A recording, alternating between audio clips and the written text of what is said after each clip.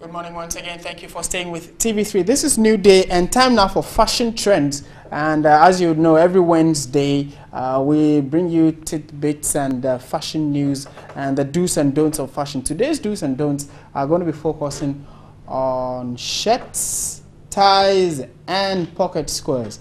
What do you consider before you select a tie? I mean, those who would say, I want my shirt to stand out, or I want the tie to stand out. And then what should you consider when you are selecting a pocket square, or what some people want to call a breast kerchief, but the official name I know is a pocket square.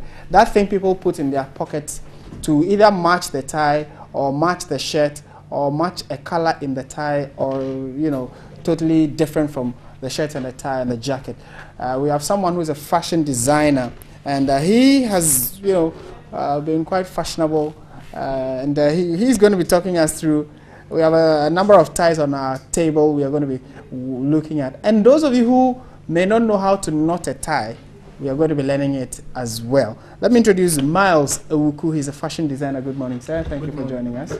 Thank you. You look very sharp and dapper. Thank you. You also look very good. Thank you. To start with, what did you consider? I looked at the color of the shirt and the tie, and then I just picked this tie, because it's a light purple shirt, and I think a deep purple will go with it. What do you consider when you're selecting a tie for a shirt? Okay, first of all, let me say a good morning to your viewers. Right. But when selecting a tie, it depends mainly on the shirt. Now, one, you should not let your shirt overshadow your tie. It should always be a white shirt or a lighter color with a bright tie. So the tie should be louder than the shirt? Yes. Okay. You shouldn't allow your shirt to overshadow your tie. That's your flying tie. Yeah. Okay, that's the first thing you have to look at. Yeah. What are other things that, you know, you shouldn't do when selecting a tie? It also depends on the jacket you are wearing. Normally, when you are going for an official program, you go in a black suit. And when you go in a black suit, most of the time, your tie should not be that loud, because you are going, and always goes with a white shirt. Okay, you're always safe with a white shirt. White shirt is always safe. Okay. Right. Today you're looking at pocket squares. I think what is in vogue now is people wearing a tie and then putting something in the pocket. Normally it matches with it. So for instance, this tie I'm wearing would go with this pocket square. So then I'll just fold it like that. And so you see, one major problem, you know, most of the designers, they normally sell both like the pair, the tie, and not for you to use it. Yes, you can get the calf lengths that's in pairs, shoes in pairs, but when buying the pocket square and the flying tie, it shouldn't be in pairs. Now, you don't need to match your pocket square with your tie. It's never done. It's always wrong. But you see, most people do it because they don't know.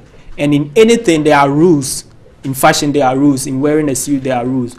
So you don't need to match your pocket square and your tie. Never. Why? No, because it's not done. When you do that, when someone is looking at you, he looks at you in the horizontal way. But in a way, he should be able to look at you. He looks at you in the horizontal way, forgetting your facial, your socks, and all that, because your flying tie and the pocket square are all loud and the same. So he looks at you in the forgetting that, oh, maybe you are wearing a nice shirt, a nice shoe, a nice trousers. And so the individual components should be unique in their own way. Should stand out. You don't need to. Wouldn't that make you look confused? No. That's what fashion is. Fashion is dynamic. I know most of the time people go with the flying tie and the pocket square, that combination. But you know, fashion is dynamic. It keeps changing. Okay. It keeps changing. So it is not that it is entirely wrong, but just that the best option would be to have an alternative. It's entirely wrong. It's totally wrong. Totally wrong. It's never done. If you say it's never done, says who sets those fashion rules? And said, no, you know, we learn from the Western world, and they wouldn't do that. When you pay attention to their fashion statement, they wouldn't do certain things, but we copy blindly and do them. So if, for instance, I'm wearing this purple, dark purple with red dot tie, what would you say this would go with it? Okay. Yeah. Let me. When you are wearing this, this tie, you know, with this tie, it has got the red dots in it. So an option of a plain red pocket square is possible. It's good to go. It's good to go. And you know, with the blue, when you go, you know, we've got the primary colors, as in the blue, the red, and the yellow. So when you are going for, let's say this is a blue, you can also go for a purple pocket square. Okay. Because within the purple there is blue. Okay. I don't know whether I'm making yeah. Because you mix blue and red to get purple. Yes. Okay. So you can choose to go with that. Yes. Okay. Now our final stage will be knotting a tie. Maybe we would want to use this one, or whichever one you would want. Just simple processes of how to knot. Okay. There are so many ways in knotting a tie, but the basic one, always the thinner, you know, the tie has got the broader and the thinner part. Always the thinner part should be on the right side, and the broader part should be longer than the shorter part. Yes, because the broader part will be doing most of the work. Okay. Yeah, so like that, and they should be always facing out. Okay. That's the simple method of tying here. So like this, then the broader part goes under the thinner part. Okay. Goes like this. Over it. Comes under the neck part. Then you roll over. Through that, you insert it here. Okay. Oh, that's pretty simple. Very simple. Okay. Which I hope everyone will be able to. Yeah. Okay. That's very simple. All right. Then on that knotting, pocket square. Can you just fold it like that and slot it in? No. There are so many types. We've got the presidential. Okay, show me the presidential. That's most at times. That's the when you are going for a corporate event. The presidential way or the square way. Yeah. And that's it. Yeah. Then you so you just show this part. Oh, just the top part. Okay. Now we've got the 1 point.